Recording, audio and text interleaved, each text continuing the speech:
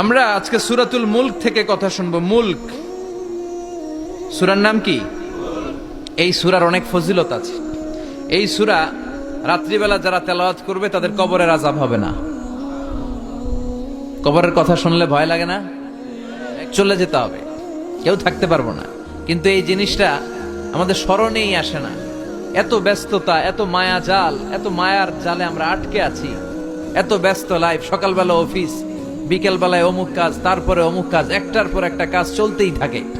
এই ব্যস্ততার কারণে আমাদের জীবনটা সুপার বিজি লাইফ আমরা লিড করছি, আমাদের জন্য সময়ই নাই, কিন্তু চলে যেতে হবে। বিষ্ণু বললেন এই সূরাটা এমন সূরা মানিআতুন মিন আযাবিল কবর। এই সূরা মুলক যারা তেলাওয়াত করবে তাদের কবরে কোনো আযাব হবে। আজকে থেকে সূরাতুল মুলকের তেলাওয়াত করা যাবে? পারা যাবে? পারা যাবে? আসেন না নিজেদেরকে একটু পরিবর্তন করি, আসেন না নিজেদের আমলের ঝুলিতে আরো কিছু বাড়াই, নিজেদের আমলগুলোকে সুন্দর করি, নিজেদেরকে আর একটু পরিচ্ছন্ন করি। প্রতিদিন রাতে সূরাতুল মুলক তেলাওয়াত করবেন ইনশাআল্লাহ। কইতে পারলেন না? 2 নম্বর ফজিলত শাফাআত লি সাহিবিহা। এই সূরা যারা তেলাওয়াত করবে, এই সূরা তেলাওয়াতকারীর জন্য আল্লাহর কাছে সুপারিশ করবে। 3 নম্বর ফজিলত খাসামাত আন সাহিবিহা। এই সূরাটা কিয়ামতের দিন এই সূরার তেলাওয়াতকারীর পক্ষে আল্লাহর সাথে তর্ক করবে, ডিবেট করবে। কতক্ষণ? হাত্তা আদখালাহুল্লাহুল জান্নাহ, যতক্ষণ না আল্লাহ তাআলা এই লোকটাকে জান্নাতি বলে ঘোষণা না দেয়।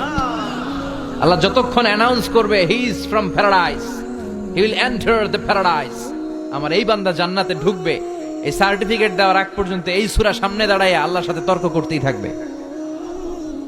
আবার বিষ্ণু বলেন মান ক্বারা বিহা ফি লাইলাতিন ফাকাদ আকসারা ওয়া আতাবা। রাত্রি বেলায় যেই ব্যক্তি এই সূরাটা তেলাওয়াত করবে তার রাত্রিটারে বরকতময় করে দিবে কে? এজন্য বিশ্বনবী বলতেন আমি চাই আমার প্রতিটা উম্মতের হৃদয়ে এই সূরাটা গাঁথা থাক। আমার নবী চাইতেন আমাদের অন্তরে যেন এই সূরাটা মুখস্থ থাকে। আমরা চাই না? 30টা মাত্র আয়াত। কয় আয়াত? সবাই বলেন কয় আয়াত? প্রতিদিন এক আয়াত মুখস্থ করলে আমাদের পুরো সূরাটা মুখস্থ করতে লাগবে কয় দিন? 30 দিন। 1 মাসের চেষ্টায় সূরাটা মুখস্থ করা যাবে না? দেবিদ্দারের ভাইয়েরা করা যাবে? আওয়াজ করে পড়েন ইনশাআল্লাহ।